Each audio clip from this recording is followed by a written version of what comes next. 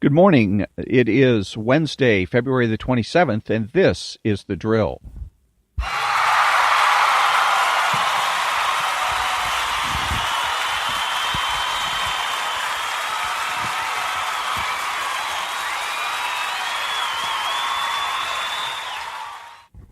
And thank you very much. This is Ron, your host, the only truly conservative in the United States of America today, and because I'm the only one that makes the presumption for the status quo. Speaking to all you butchers, bakers, and candlestick makers out there.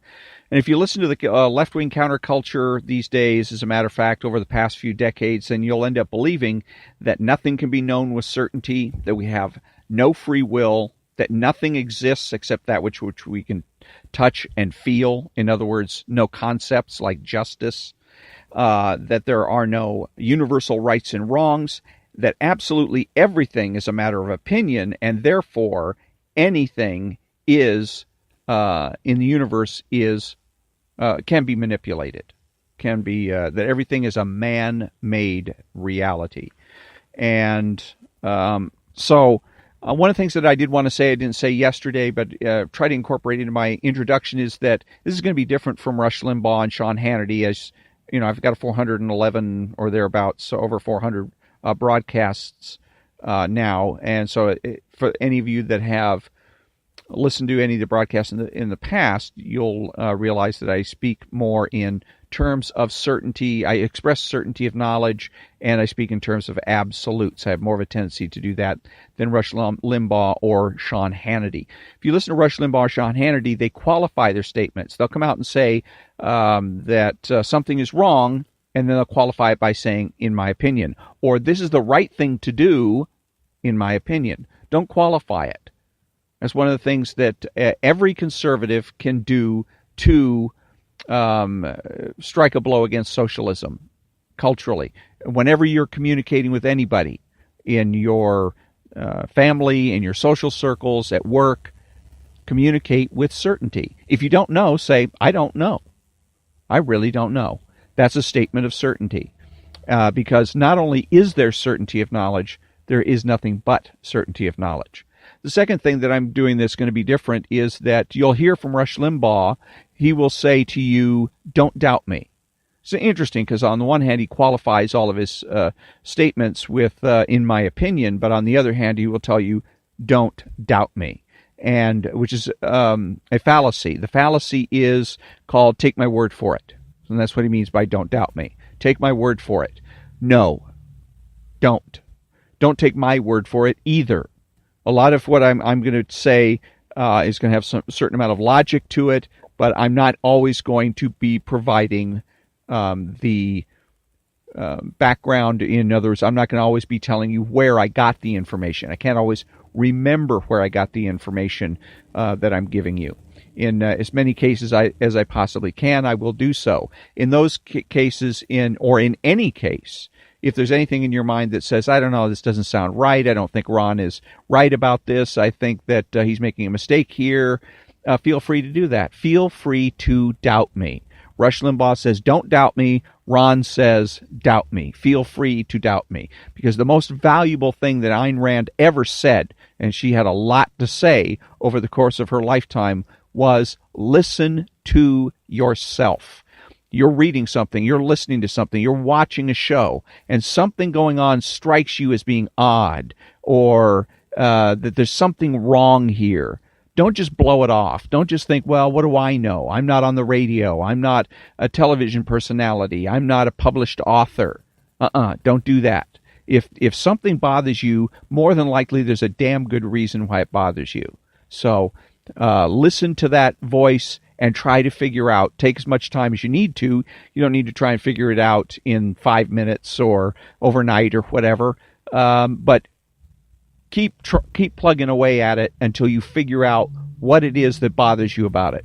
Every once in a while you might find out, well, what bothered me about it was because I didn't quite understand what was going on, or I had some kind of a bias. But most of the time, if you think something is wrong, something is wrong. Don't forget that. So today, the tribute, the memorial for today, for the military service members that have given their lives, given the last full measure of devotion, as President Lincoln would say, is for Staff Sergeant Daniel L. Kissing Jr., Staff Sergeant in the U.S. Army. He was born February 20th, 1971, and he died January 10th, 2003. And he died in Operation Enduring Freedom. Most of the people, the memorials that I'm doing here are for special ops folks. So he's a staff sergeant in the U.S. Army, and he was a special operator of some sort. It doesn't list here exactly whether he was a Green Beret or which part of the Army special operations that he belonged to, but I'm sure he was a special ops guy. Most of the Navy people that I'm going to be memorializing are going to be the guys with the trident, the Navy special ops people, the SEALs.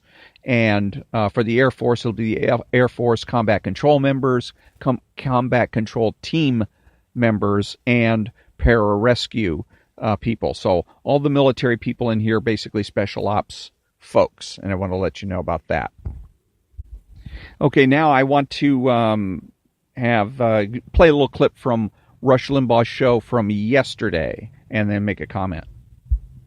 The fact of the matter is, this president has had far many more accomplishments, not just with North Korea, but in many areas of American foreign policy, all oriented toward making this country safer, than any previous president, no matter what his pedigree, has ever succeeded in doing.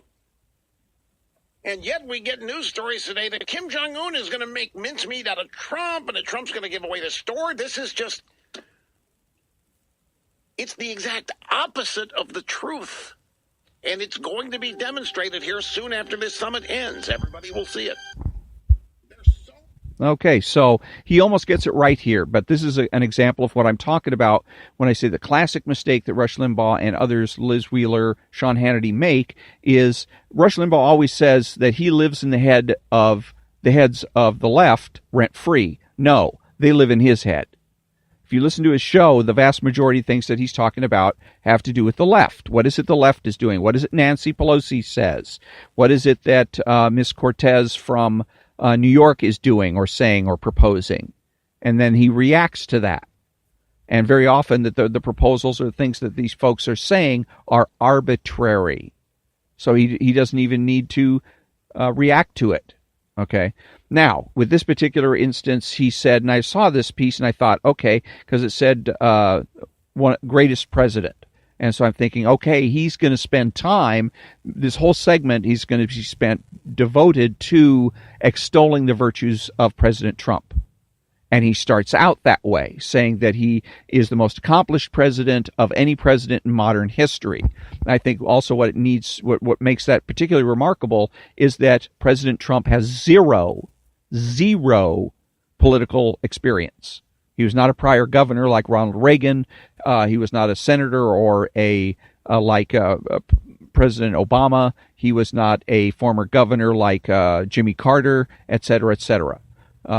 Most of the vast majority of presidents before they became president, had some other political experience. Richard Nixon was I believe he was not governor, but assistant governor. He had some state job. He was also vice president under, I believe it was Eisenhower.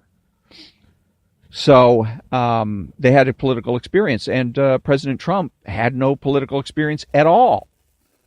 And he comes into office, and he seems to be able to accomplish much more in 2 years than all of his predecessors had been able to accomplish in the 2 years coming in with political experience. So, but he goes ahead and he starts to say, wow, he's the most accomplished president. Excellent, excellent, excellent, excellent, excellent. But since the left lives in his head, he's got to get the left in there. You know, all these lefties are saying that Kim Jong-un is going to do this and Donald Trump is going to give away the store. And it's like, oh, what a letdown. Because there's a psychological component to his show. And if Donald or if Rush Limbaugh is going to come out and extol the virtues, that makes me feel good. I want to feel good. Part of the reason I voted for Ronald Reagan was psychological. I mean, I like the idea of trickle-down economics. That was an interesting idea. And it wasn't just psychology, but so much of when I remember Ronald Reagan was pride, feeling proud to be an American. And I feel the same way when I'm thinking about President Trump, is pride. And so they could go a long way, Sean Hannity, Rush Limbaugh et al., about increasing that, boosting people's spirits, people on the right's spirits, because every time we turn on CNN, MSNBC, CNBC, sometimes our local news stations, all you get is just crap. It's just bad, bad, bad. It's Rush Limbaugh will complain about it all the time, that the so-called mainstream media, I don't consider them mainstream at all, I don't know why Rush Limbaugh calls them that, will not report anything that Donald Trump does well. Well, okay, fine. You don't need to. You don't need them for that. You, Rush Limbaugh, and others can report what it is. You can have a segment every day. This is going to be strictly about what Donald Trump has done right today. Have a segment about that, and it picks everybody's spirits up. Because then when you slide in and say, well, he's one of the most accomplished presidents, but the left is trying to trash him, it brings me down again. And by the end of the broadcast, I'm frustrated, I'm irritated, I'm annoyed, and I start to get the feeling that there's no way we can win. I'm demoralized. How many Republicans stay home and don't bother to vote because they're demoralized by the very people that should be lifting them up and should be encouraging them to get to the polls? Okay. Plus, it just gives away power. The left has no power without the cooperation of the right. If Rush Limbaugh wants to complain about people, there are plenty of people in the Republican Party to complain about. Example, the other day, the Senate passed a resolution or bill that had to do with children after they have been born. And declaring that these children have a right to life, and you can't kill them. Okay, like in New York, they're saying there was a bill that was passed in which a mother can give birth to a child and the child can still be killed. So the Senate goes ahead and passes one that's basically the opposite of that. 6 Republicans, because otherwise, other than these 6 Republicans that went down party lines, 6 Republicans voted no. And those were the rhinos. So if he wants to talk about anybody, he wants to complain about anybody, skip the left and concentrate on the rhinos. It was Senator Murkowski from Alaska, Senator Collins, and a handful of other senators. I'm sure that if John McCain had been alive, he probably would have voted against it, because he was a rhino. Jeff Flake is a rhino. So those are the people that you want to talk about. Those are the people that you want to focus on. If you've got to focus on people that are not conservative, focus on the rhinos. Put them in a position. You can do the same thing in your life. You have rhinos in your family. You have rhinos at work. You have rhinos where if you go to school, some of your classmates are rhinos. They want to talk a good story about how they're Republican and they're conservative, but when it gets right down to it, they all of a sudden want to say that they're moderates. And there's no such thing as a moderate. There is no moderate position on abortion. You're either pro-abortion or you're anti-abortion. Just that simple. All the issues are like that. So, and I did want to say one thing in terms, when I'm defining conservative as being making the presumption for the status quo, there may be some, I realize I may be confusing some people. I'm saying conservative from a philosophic standpoint. I am not saying it from a political standpoint. For instance, there is a conservative party in the United States of America. Sean Hannity is a member of that conservative party. The conservative party can decide as a party what its platform is and what the planks of that platform is. They can decide that they are conservative, that their conservative party is against abortion and that define themselves by where they stand on the issues. The same thing with the Republican Party or any other political party. I'm saying that from when I say conservatism, true conservatism is making the presumption for the status quo. I'm speaking in a non-political sense. I'm talking about philosophical conservatism, being philosophically conservative. It means, because you got to ask yourself, what are you trying to conserve? You're trying to conserve the status quo. So you make the presumption for the status quo, and you change when change is necessary. So I did want to make that statement. So when I come back, I'm going to be reading from the Ayn Rand lexicon.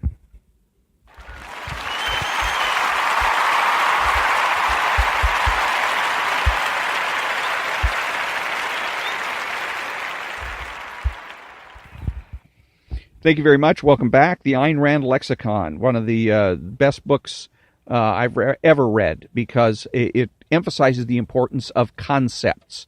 One of the isms that supports the left, that supports socialism, is materialism. Materialism is the philosophical theory, that the only thing that exists, or that we can know exists with any certainty, is that which we can touch and feel, and that everything else is an arbitrary social construct. Justice, for instance, things of that nature. And Ayn Rand reminds us with the Ayn Rand lexicon that, just a second. Okay, so she reminds us with the Ayn Rand lexicon that concepts are as real as anything material. So today's concept of the day is Founding Fathers. The basic premise of the Founding Fathers was man's right to his own life, to his own liberty, to the pursuit of his own happiness, which means man's right to exist for his own sake, neither sacrificing himself to others nor sacrificing others to himself. And the political implementation of this right is a society where men deal with each other as traders by voluntary exchange to mutual benefit. The Founding Fathers were neither passive, death-worshipping mystics nor mindless, power-seeking looters as a political group. They were a phenomenon unprecedented in history. They were thinkers who were also men of action. They had rejected the soul-body dichotomy with its two corollaries, the impotence of man's mind and the damnation of this earth. They had rejected the doctrine of suffering as man's metaphysical fate. They proclaimed man's right to the pursuit of happiness and were determined to establish on earth the conditions required for man's proper existence by the unaided power of their intellect. In the modern world, under the influence of the pervasive new climate, a succession of thinkers developed a new conception of the nature of government. The most important of these men, and the one with the greatest influence on America, was John Locke. The political philosophy Locke bequeathed to the Founding Fathers is what gave rise to the new nation's distinctive institutions. That political philosophy is a social implementation of the Aristotelian spirit. Throughout history, the state has been regarded, implicitly or explicitly, as the ruler of the individual, as a sovereign authority, with or without supernatural mandate, an authority logically antecedent to the citizen and to which he must submit. The Founding Fathers challenged this primordial notion. They started with the premise of the primacy and sovereignty of the individual. The individual, they held, logically precedes the group or the institution of government. Whether or not any social organization exists, each man possesses certain individual rights, and among these are life, liberty, and the pursuit of happiness.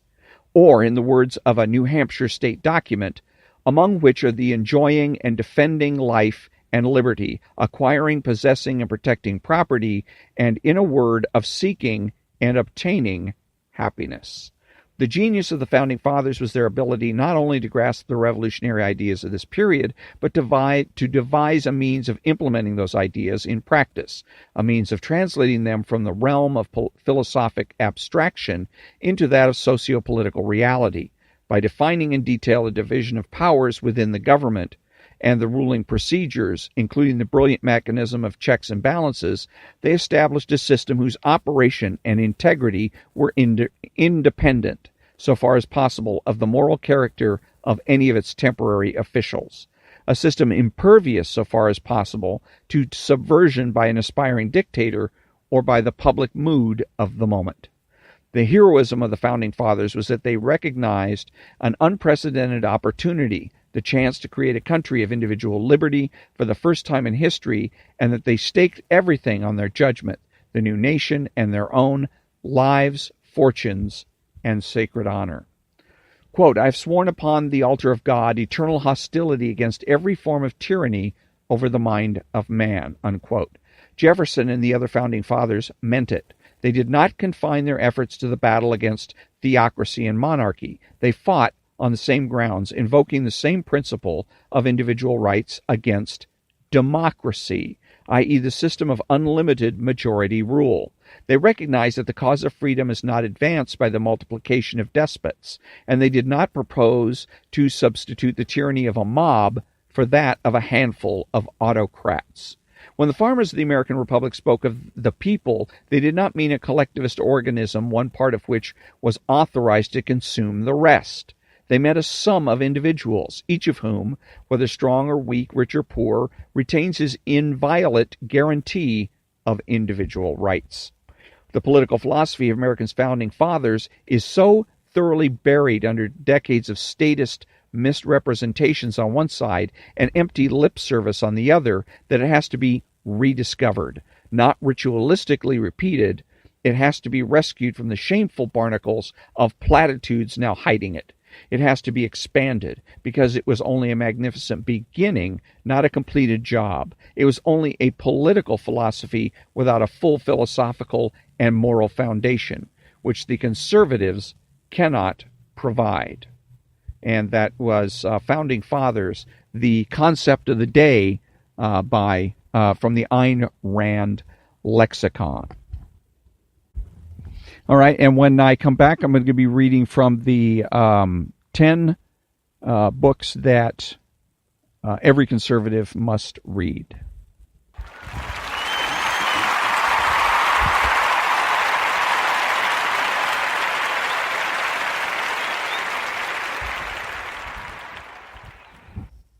Okay, thank you very much. And the book that the author is dealing with now is one by C.K. Chesterton. And the section of this particular chapter is called The Madness of Materialism. For Chesterton, our experience of life with all its ordinary strangeness, its mystery, flashing color, happy din and song, intellectual and spiritual joy, adventure, terror, and love is real. To embrace it gratefully is sanity. But leaving sanity behind, modern men are inclined to accept reductionist explanations for life. And the most popular reductionist theory is materialism. Chesterton argues that materialism is too small to fit the real world, the world as we experience it, whether this materialism takes the Marxist view of reducing every facet of human experience to economics, or the Darwinist view of reducing everything to genetics and the survival of the fittest, or the modern scientific view that we do not actually feel love, but a series of chemical reactions we call love, or that we do not think but merely obey the dictates of our genetically programmed brains. For Chesterton, a materialist of whatever stripe shrinks reality to fit his entirely logical and simple scheme. The problem is that the materialist logic is too tight, and so the simplicity is an insane simplicity. The materialist chooses the clarity and precision of his own theory at the expense of reality, which can have calamitous consequences, some of which Chesterton lived to see. When Marxists found that actual human beings would not conform to their dialectical materialism, they took the next logical step and cut out the, quote, class enemies, unquote, that didn't fit in. 100 million of them. When Hitler's National Socialists found groups that failed their genetic tests of fitness, they designated these people for the gas chamber. Today, our materialist laws reflect a belief that human life in the womb is merely biological material, and if it is inconvenient, then it may be disposed of. For Chesterton, materialism is a species of madness, albeit self-inflicted, a distortion of mind that causes its adherents to reject the healthy and obvious facts in front of them. A madman thinks he's a chicken, all evidence to the contrary. A materialist thinks that all human thought can be reduced to chemical reactions in the brain, his own thinking to the contrary. Or that all human action can be reduced to deterministic physical laws, his own free actions to the contrary. Both insanity and materialism suffer a fateful contradiction of reality, and so both share, quote, the strongest and most unmistakable mark of madness, unquote, to wit, the, quote, combination between a logical completeness and a spiritual contraction, unquote. Materialism denies the abundant, simplest complexity of human life precisely because it denies the spiritual basis from which that abundance springs. Quote, as an explanation of the world, materialism has a sort of insane simplicity. It has just the quality of a madman's argument. We have at once the sense of it covering everything and the sense of it leaving everything out, unquote. At the root of materialism is the laudable desire for rational certainty, but, as Chesterton notes, it is carried out in pride rather than humility. A materialist wants certainty on his terms, or not at all. As a result, he ends up, quote, in the clean and well-lit prison of one idea.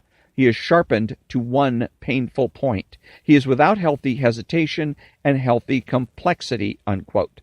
Tidy lucidity at the expense of the messiness of reality. That is what makes the materialist especially dangerous when he deigns to talk about human beings. The materialist reduces man to a physical being without a soul, without any sort of divine accountability, without any inherent worth. That is why such materialist simplifiers, when they engage in politics, have all too often turned into terrible simplifiers, to borrow a famous phrase from historian Jacob Burckhardt. The 20th century was the bloodiest century in American history, and it was marked by ruthless leaders full of dreadful self-confidence that their materialist idea, of which Marxism was a dominant strand, would cure all that ails humanity. As Chesterton said, quote, materialists and madmen never have doubts, unquote. Had they more doubts, the 20th century would have been far less insanely bloody. The key to living sanely, Chesterton says, is to realize that we live in a world that is larger than our grasp, a far grander cosmos than we can ever fully understand. Our everyday lives are shot full of mystery. We act freely nearly every minute of the day, but no scientist can explain free will. We are constantly in thought, but no philosopher has come up with an adequate explanation for thought. For Chesterton, we must humbly and gratefully take things as we find them and accept the mysteries rather than try to deny them by some entirely lucid but simplistic theory. This fundamental stance, the stance of the cosmic patriot, has immense political implication. It means that our politics must be built upon the actual complexity of human nature, the full range of our powers and desires, our everyday needs, as well as our deepest spiritual aspirations and insights. It must be built upon, quote, healthy hesitation and healthy complexity, unquote. And the healthy hesitation is caused by the desire to conserve the healthy complexity. It is easy for modern liberals to come up with government programs to solve every problem because they believe that the problems are actually quite simple. Unlike liberals, conservatives have a healthy hesitation when confronted with easy answers to political questions precisely because they have a deep appreciation for the healthy complexity of actual human life. And that is the section about the insanity of materialism. And I think he does an excellent job of providing a large overview of the insanity of materialism. And again, materialism being the idea that only things that we can touch and feel are real, and that everything else is basically an arbitrary construct, concepts like justice and whatnot. So this time, that brings us to the conclusion of another episode of The Drill. And until next time, I thank you very much for listening, and have a great day.